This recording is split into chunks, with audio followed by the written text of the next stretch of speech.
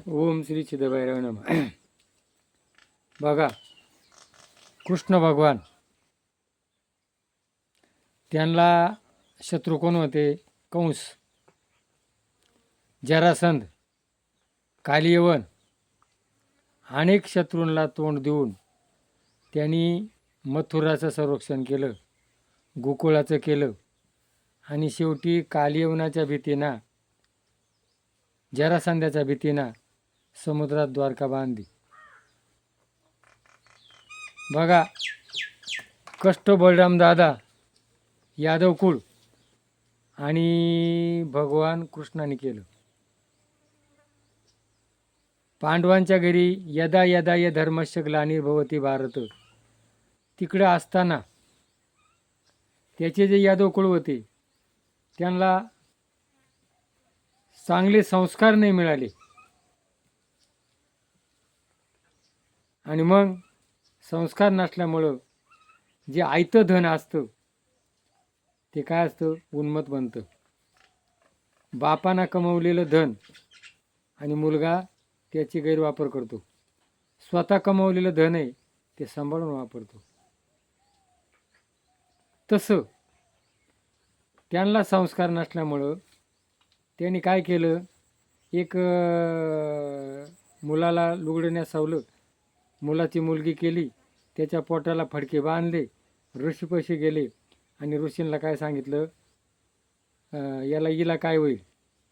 बघा, निस्ती स्त्रीचं रूप घेतलं आणि मग त्यांनी काय सांगितलं? हिला मुसाळ होईल आणि तुमचं वाटोळं होईल. बघा, संस्कार नसल्यामुळं, आयतं धन असल्यामुळं यादव कोळांच्या आपसात मारामाऱ्या झाल्या, सगळ्यांचा नाश झाला. कृष्ण लांबून बघत होता आणि त्याला गांधारीचा शापही होता. जसं माझं झालं तसं तसं होईल.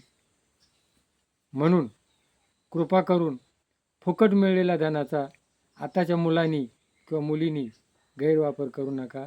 चांगले संस्कार घ्या. आणि मग याच्याकरता आपल्याला काय दिले?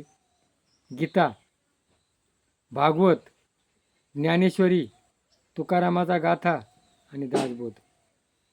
हे विचार जर माणसानं घेतले ना तर तो उन्मत्त होणार नाही, त्याच्या जीवनाची राखरांगोळी होणार नाही आणि जशी त्याची झाली तशी आपली होऊ नये म्हणून आपण आपलं इंटरनेट आहे. पूर्वी ग्रंथ घ्यायला लागायचे, खर्च यायचा, शोधावं लागायचे.